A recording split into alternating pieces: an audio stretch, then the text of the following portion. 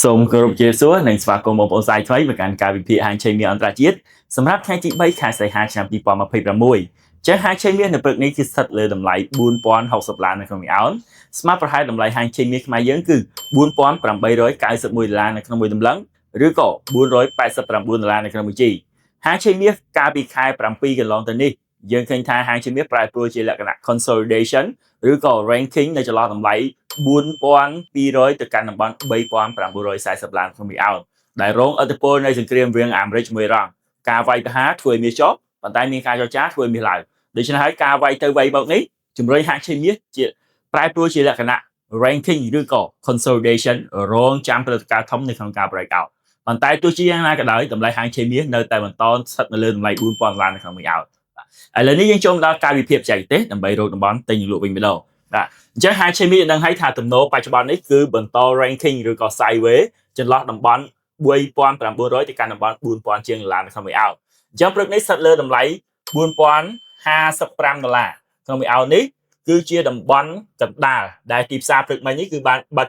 បើកមកគឺដាច់ gap ហើយឥឡូវបច្ចុប្បន្នទីផ្សារក៏បានចុះមកបិទ gap អញ្ចឹងតំបន់ទី1ដែលល្អបំផុតគឺរងចាំទិញនៅពេលទីផ្សារធ្លាក់មករកតំបន់ support របស់យើងអញ្ចឹង support របស់យើងទី1គឺតំបន់4030មកកាន់តំបន់4020ដែលជា support ការប្រយុទ្ធថ្ងៃសុក្រនិងសប្តាហ៍មុនក៏មានការ reject ច្រើនជើងតែម្ដងអញ្ចឹងតំបន់នេះបងប្អូនអាចរងចាំទិញទៀតបានហើយប្រើ stop loss ក្រោមតំបន់$4020ក្នុងមួយអោនអាចជាតំបន់$4015ឬក៏$4010ក៏បានដែរបើល្អបំផុតមកគឺមាន bullish candlestick ឬក៏ break structure លើ time frame unity ចាំបងប្អូនចូលទិញតំបន់នេះនិងតំបន់ទី2គឺតំបន់$4000ក្នុងមួយអោនទៅកាន់តំបន់$3990ក្នុងមួយអោនហាងឆេងកន្លែងនេះគឺជា strong support មួយដែលទីផ្សារធ្លាប់ចុះមក respect កាលពីសប្តាហ៍មុនដូចគ្នាអញ្ចឹងក្នុងសប្តាហ៍នេះបងប្អូនអាចរងចាំទិញកន្លែងនេះទៀតបានក្នុងករណី the break តំបន់4030បងប្អូនអាចចាំទិញតំបន់4000អញ្ចឹងបងប្អូនប្រើ stop loss ក្រោមតំបន់3990អាចជា85ឬ8គត់ហើយ take profit គឺយើងយកមកនៅតំបន់4030តែម្ដងបាទហើយតំបន់ទិញចុងក្រោយរបស់យើងគឺតំបន់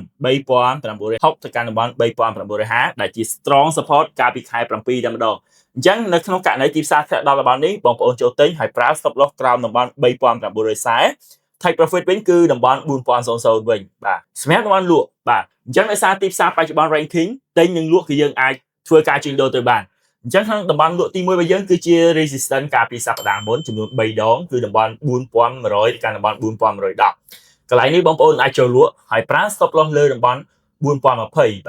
4020ក្នុងមួយអោនហើយ take profit វិញគឺបងប្អូនអាចយកនៅតំបន់4080ក្នុងមួយអោនហើយតំបន់លក់ទី2របស់យើងគឺតំបន់4130ទៅកាន់តំបន់4140ដែលជា resistance សំខាន់មួយកាលពីខែ7អញ្ចឹងបងប្អូនអាចចូលលក់កន្លែងនេះហើយប្រើ stop loss លើតំបន់$4040ក្នុងមួយអោន take profit វិញគឺតំបន់4100បាទនៅតំបន់លក់ចុងក្រោយរបស់យើងគឺតំបន់4170ទៅកាន់តំបន់4180ដែលជា resistance សំខាន់កាលពីសប្តាហ៍ខែមុនអញ្ចឹងបងប្អូនអាចលក់តំបន់នេះ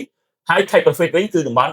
4130មានន័យថាបងប្អូនចូលលក់នៅតំបន់4170ឬក៏180ប៉ុន្តែបងប្អូនដាក់ take profit វិញគឺតំបន់4130អញ្ចឹងយក$40ក្នុងមួយអោនវិញតែម្ដងបាទអញ្ចឹងទាំងអស់នេះគឺជាតំបន់បច្ចេកទេសក្នុងការរងចាំទិញលក់សម្រាប់ថ្ងៃនេះប៉ុន្តែបងប្អូនត្រូវយកចិត្តទុកដាក់តាមដានខ្ពស់ពាក់ព័ន្ធជាមួយសង្គ្រាមអាមេរិកអ៊ីរ៉ង់ព្រោះកាលពីថ្ងៃសៅរ៍អាទិត្យនេះយើងឃើញថាលោក Donald Trump បានប្រកាសថាផ្អាកវាយប្រហារអញ្ចឹងហាងឆេងមាសបើកភ្លាមដាច់ gap តែម្ដងឥ